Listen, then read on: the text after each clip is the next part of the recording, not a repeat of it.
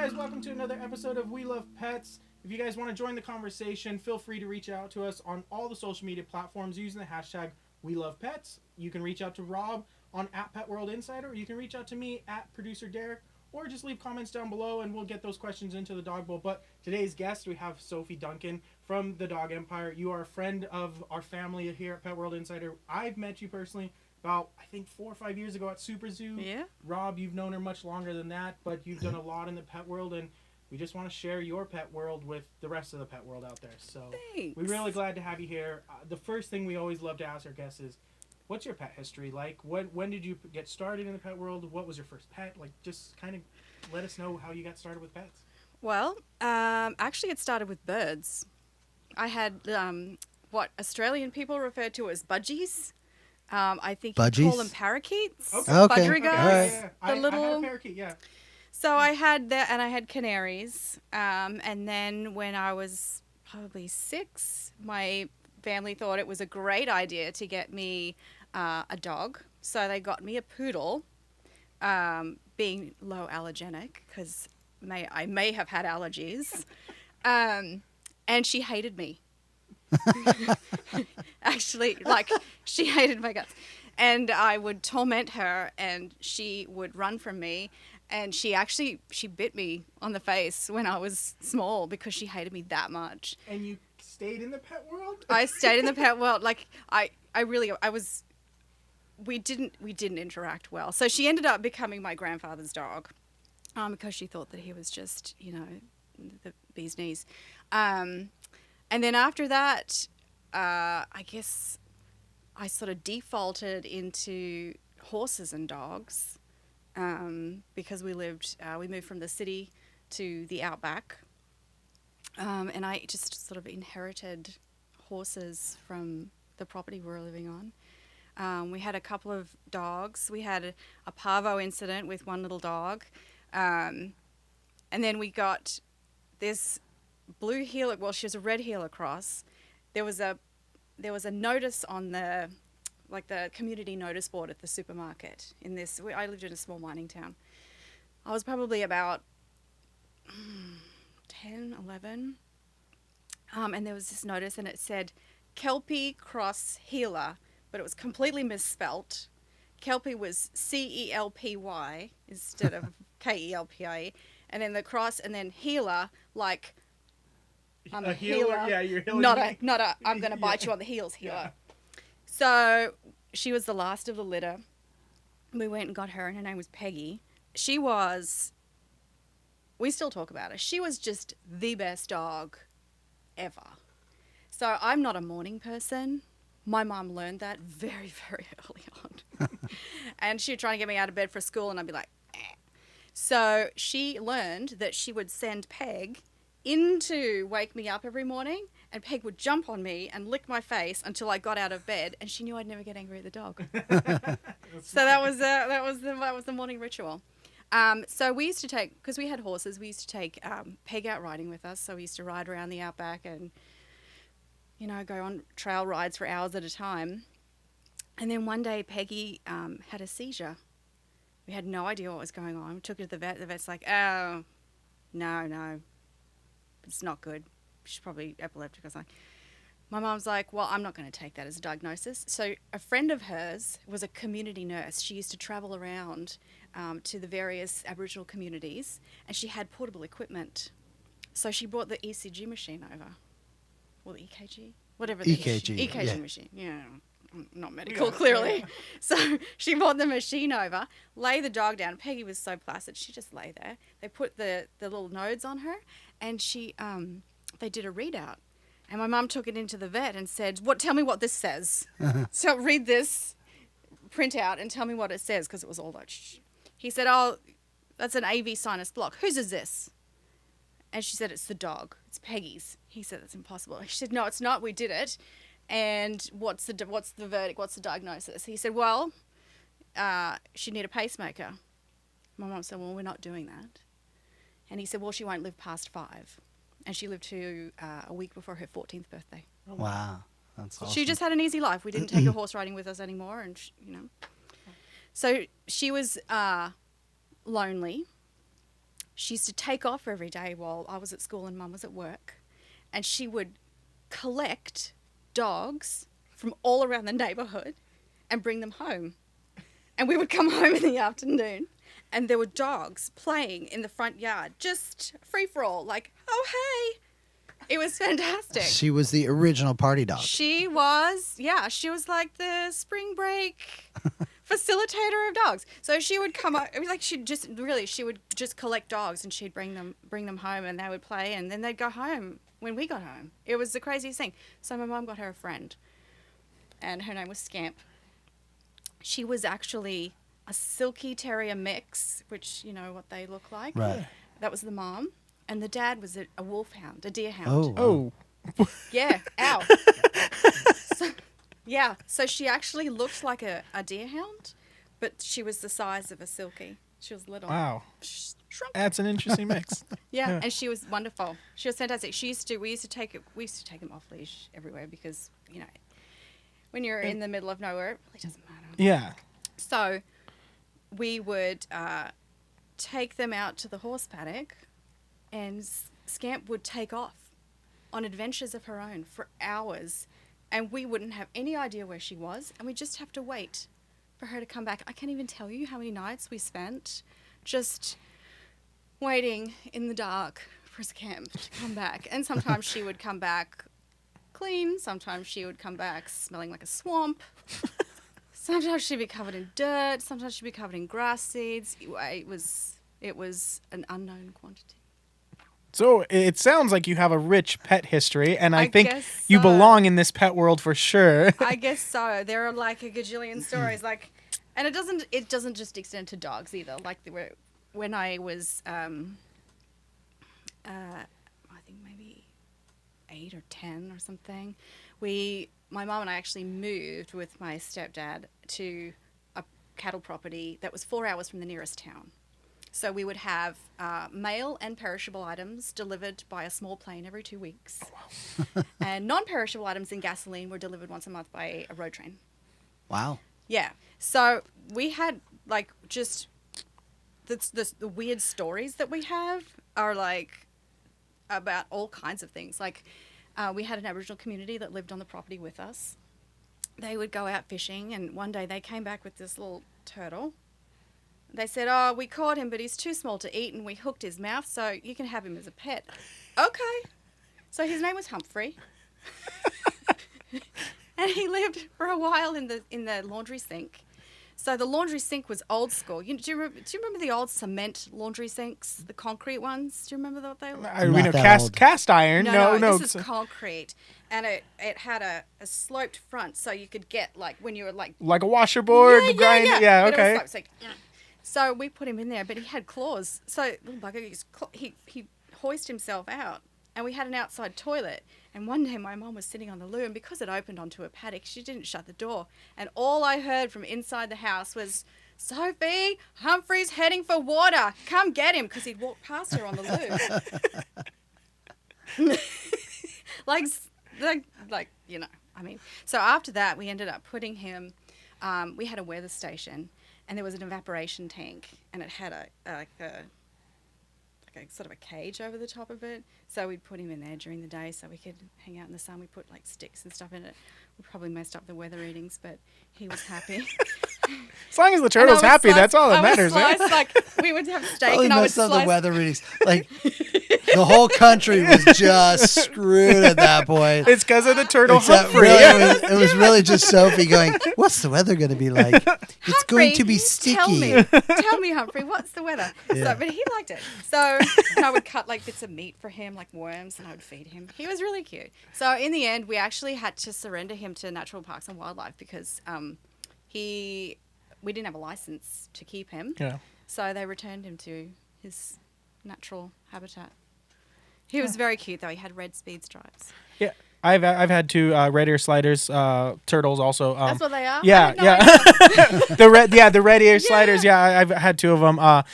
Broby and Skeletor were their names, and so and they were great. But they are escape artists. They will get out of tanks. They will, and they get big. I mean, and people. He couldn't. Yeah, they get pretty good size. So But they're fun. They're interesting. They're a different type of pet, but definitely.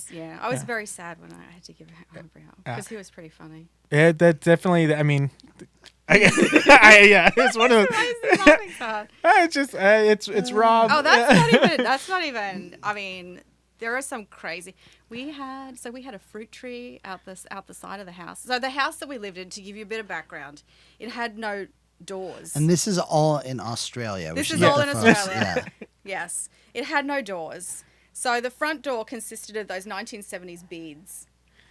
Right. Yeah. The beaded curtain doors. Yeah. That was the front door. And then there was a breezeway through the middle of the house. And then the dining room had no door. It had like a roll down canvas thing. So when it rained, we didn't get wet, but we never actually put it down. And then the kitchen and the bathroom were on the other side of the breezeway. And then there was an outdoor bathroom, outdoor toilet. So out the side, we had this fruit tree, and the fruit had started to ferment. So these parakeets, but not like the budgerigars that I was talking about earlier, like proper like rainbow lorikeets, like brightly coloured parrots, little like this, flew in and ate all of the fruit. Got drunk. We didn't know they got drunk. We thought they died because they passed out. Like, we came out and the ground was just littered with birds. And we're like, oh my God, we killed all the birds. What are we going to do? And then, like, an hour later, they all came to and they're like, "Rrr," and they flew away. Just took off. We thought we'd killed them. I was so upset.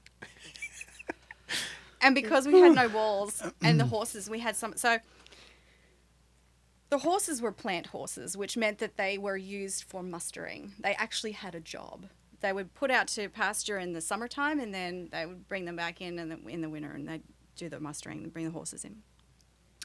So because I would go there, and because I lived there for a while, and I would go there on vacations, holidays back in my country, they gave me the quiet horses, the breaking in horses. So they would use quiet horses to quiet down the wild ones before they worked with them.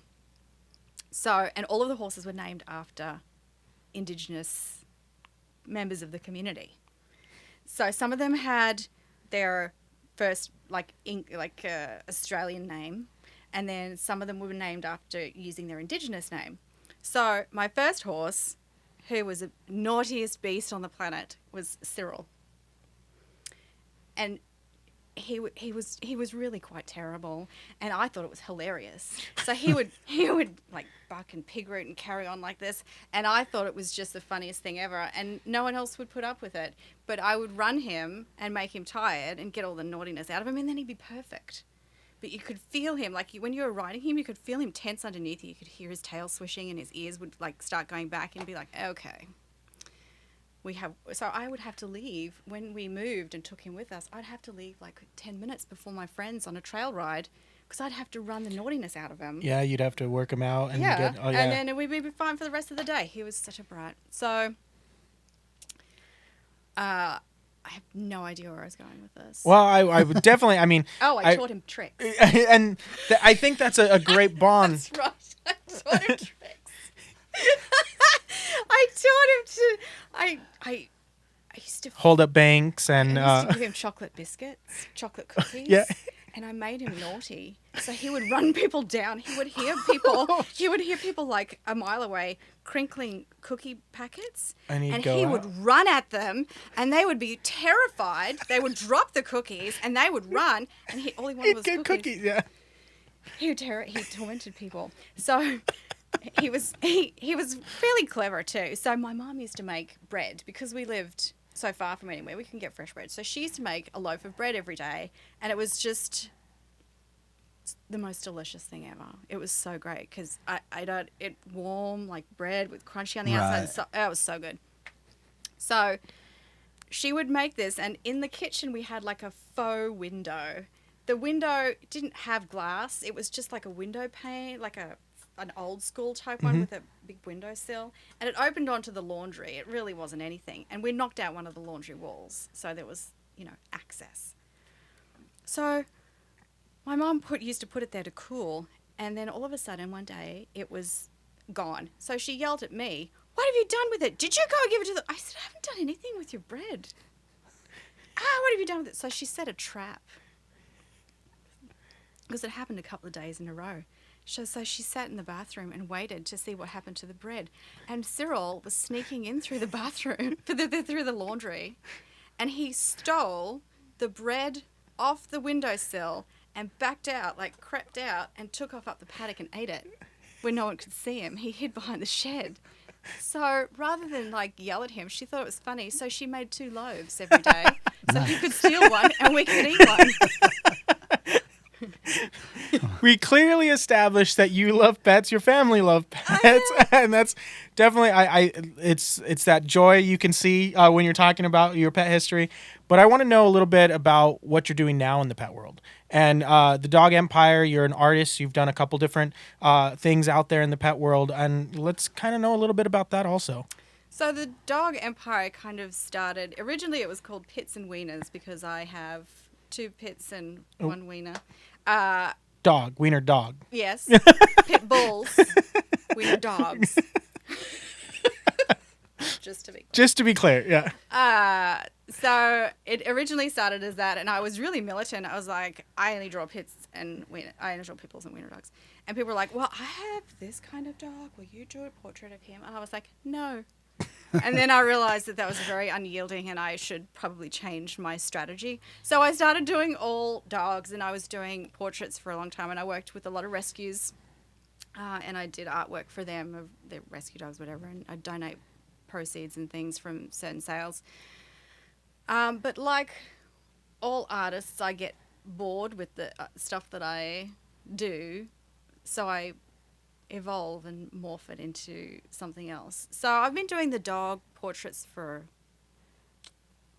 I guess, going on 5 years now. So now I've started doing other animals, not just dogs. And I do more probably less portraiture and more sort of like repeat patterns that you can use for things like pillows and like curtains and even like clothing and things. I've used some of my artwork and designs for actual wearable items. Oh, that's cool. Which is, it's fun. It's sort of taking a new turn. I am having fun playing with it. I don't know now because I'm not necessarily strictly the dog empire anymore. I've got to sort of morph it into something else, but it's in that transition where I'm playing with a few ideas before I go full tilt.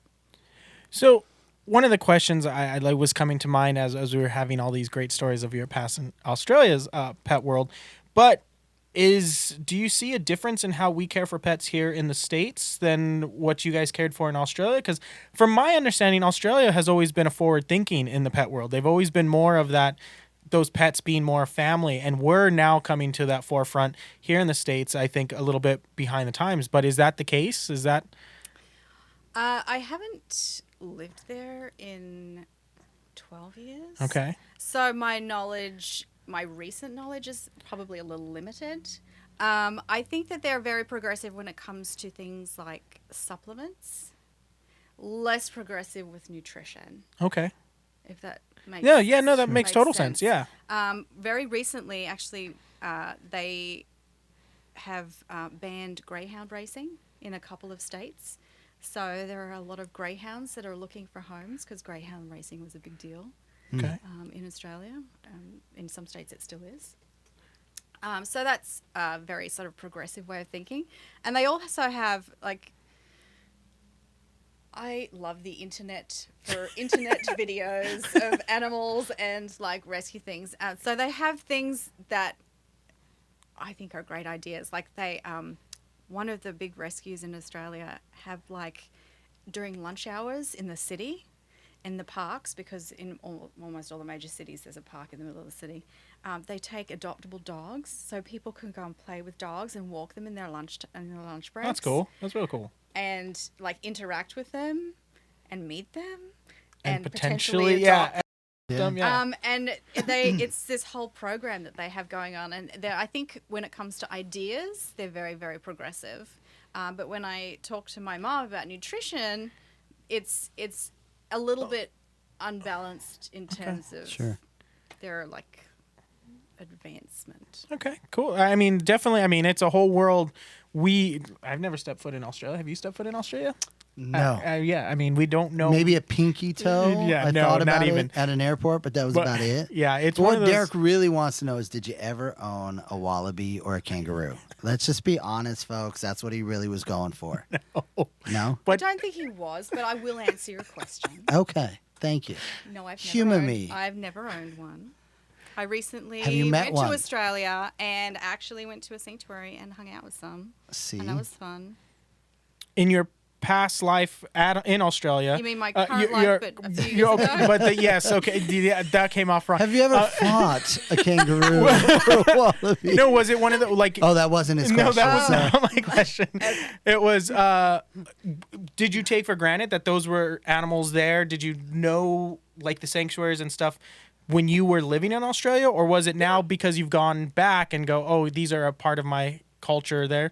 No, it's always been the same passion, love, and kind of. I mean, I recently went to the sanctuary because I went back to see my family and, And it was just something to do. well, I guess so. Yeah. I guess I was kind of. You were I was being a tourist in I was your being own- a tourist in my own city because it's Yeah. been a long time. And that's, Right. And yeah. I have a photo with a koala. Those things are vicious.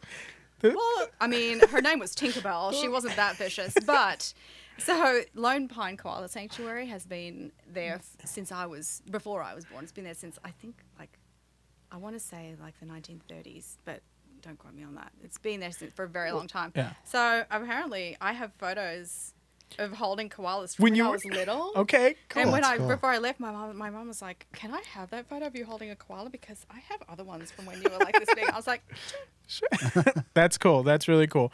I think we've come to the point of the show where we like our guests to answer one of our Dog Bowl questions. And if you guys want to submit questions to our Dog Bowl, you guys can reach out to us on social media using the hashtag #WeLovePets. Rob here looks at things you submit at the user at Pet World Insider. Sorry. Pet World Yeah, I Insider. was stumbling there. You can find us on Pet World Insider, or you can reach out to me at Insider. Wow, I'm having. At producer Derek. Thank you. Yeah. Apparently, so- that's what I'm here for today, is to interpret for him. Well, or you can And leave me. comments down below also. But Sophie, if you wouldn't mind, go ahead and Sure. picking one of those questions out of there. Pick a good one. No, not that one. "Okay, A different. No, not that one either. well, that's too bad." One thing every pet owner should own. That's a good one. Well, I think every pet owner should have a car kit. Do you Okay. need me to say that in American? Yeah, could you A car kit. a car kit? I Okay, so like a totally- safety harness, yeah, safety harness, belt. strap. Is that what you're going for? or are you thinking I more was of like a think- first aid I kit? was thinking more of a first aid sort First of a aid rescue kit. kit Okay. because so I live normally in Dallas. Okay. Dallas has a very, very large dog problem. And I found myself when I first moved there, like, I would find a dog and I would have nothing to offer. I couldn't catch them because I didn't have a leash. I Yeah. couldn't give them water because I didn't have any water. I didn't really have anything to do for them. So now I always make sure that in my car I have a slip leash, at least one. I have a portable bowl. I like to have water, but it's important to rotate it because it gets very hot in Dallas, and water in plastic is not awesome. Yeah. So I always, try and make sure that there's fresh water of sorts. Things like towels and blankets, I always have stuff like that in the car because on several occasions, I have, with the aid of my friends in Dallas, caught stray dogs and had to do something with them. Yeah. Even if it's an interim something, Yeah. you have to be able to do something with them. Yeah, I think that's a great thing to put out there. Rob, what do Yeah. you think? That would be where I would have gone. I would say everybody should have a pet first aid kit. You never know when you're going to need it, but I can assure you at some point you will need it. And as an aside, it's not enough to have it if you have never gone through it and understand what you're going to use it for. Because typically it's a panic situation or you're running through traffic trying to get something. Learn the tools, know that. That's the one thing. That way, Perhaps- whatever Yeah. happens, Yeah. And you're perhaps prepared. I should even put deodorant in there for humans because I have run around in the Dallas heat on many occasions and I have sweat a lot. Yes. I would probably say the one thing, and it's a thing I use all the time for Maya, but I think it's like a 3 to 6 foot leash is always key to have. I know people out there think these great 16 long leads are great and the dog gets to run, but you don't understand that 16 feet that you're running around with your dog, there's so much that can happen before you're able to get to the control of your dog. Yeah. I think that's a huge thing. I know out in the outback where you run wild, that's a totally different thing. But here in the city where people think that their dogs can run off leash, no, they can easily get distracted. They can run across for a squirrel, and I don't want to see something negative happen to that dog. It's a simple thing, a 3 to 6 foot leash, so you have control of your dog. Yeah, the other nice part about that is if you come across an injured animal, you can also use it as a makeshift muzzle, as we've talked about. So, I mean, I know everyone should have a leash, but it's one of those, get the right size leash, get something you can control your dog with, because it's not always your dog that you think you can control. It's the thing, an environment around that you can't control, and that's where having that slight bit of control is a huge thing and could potentially save your animal's life. Yeah. You know what else is handy to have in the car? Those wipes. Yeah. Because if you get a really I think the key messy thing is dog. making sure you have a kit with you at all times. I think with all of us, what we just said, having a dog kit or a pet kit or something, so you can just be prepared for those kind of situations. But the kit isn't even actually geared toward my dogs. My dogs have every luxury known to man. This is for dogs that you're out there. Random dogs that I might just pick up. You know, That's good. That's very cool. That's great. At this part, with that, the tough part's over. That was a question. There was a trick. There was a trick question there. There was a stump. We tried to get you. We didn't. You did great. This part, what we like to do is, if you have a piece of knowledge or a piece of advice or tip that you want everybody out there to know, and maybe someone out there listening will take that to heart. I mean, this is your soapbox. We'll let you. Is it? Yeah. Oh no. That was. I left it too open. Oh no. I'll have to think about that. Well, it's not actually a piece of advice that's for dogs. That doesn't have to be. It's actually Yeah. advice that is for humans. That's fine. So, I don't do as much work with the rescue world as I used to. There is one rescue in Las Vegas that I work very closely with. I am on the board. I do a lot of their graphic design work from Dallas, so it's remote. Yeah. And it is run by a very, very good friend of mine. The one thing that I see everywhere, though, with relation to every rescue in almost every city, is people get very angry. And it baffles me that, dogs are injured and purposefully hurt by people that have this rage and sort of disassociated attitude toward animals. But they're being rescued by people who are equally as angry. And my advice to people is to tone it down. Everybody is in the same game. Everybody is trying to achieve the same end result, and getting angry about it and yelling at people and not gonna help telling anything, people that what they did was wrong just because they didn't rescue the way that they thought that they should have should no longer be acceptable or appropriate. Yeah, no. So that is my piece of advice. I think that's a great piece of advice. Yeah, it doesn't, help to fuel fire with fire. That doesn't work. And so, and a lot of people. I mean, I'm guilty of being angry with people. I think we all had get our passion kind of. Facebook argument with someone, and I got very passionate about something that happened in Dallas, and I just ended up leaving the conversation because that person came back with some lame excuse, and I was like, it's very easy. We're very passionate about our pets. We definitely want to see the pet world get better. And there's times where, it's just that frustration comes out. But if we take that step back and realize, hey, we're all doing it for the same reason. We're all trying to do better in the pet world. And exactly. You could do so much more with a little bit of sugar, right? And frustration is fine. And I mean, rescue burnout is very real. Yeah. But I think that people take their anger a little bit too far, and it's should be redirected at the people that are hurting the animals, not the people that are trying to help the animals. Yep. I think that's great. So this is your time to not get off the soapbox, I guess. Really? But no, I mean, Really? Get over it, Sophie. If people want to learn more about you, if people want to reach out to you and see your work that you're doing out there in the pet world, what are some of the websites or ways they can reach out to you on? I have my current website, thedogempire.com.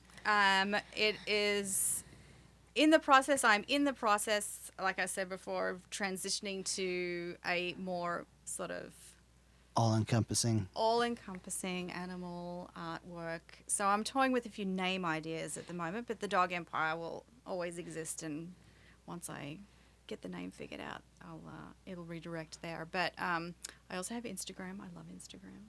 But there's not just dog pictures on Instagram. I put, life pictures on Instagram as well. And what's your Instagram? The Dog Empire. The Dog Empire as well. Mm-hmm. All right. And anywhere else they can reach out to you, or? I have an Etsy store. Okay. Which is also the Dog Empire. And I also have a few items on an Australian website called hardtofind.com.au. Okay. Cool. Guys, I mean, if you want to see some of the work, she's done great stuff. We've been friends with Sophie for a long time.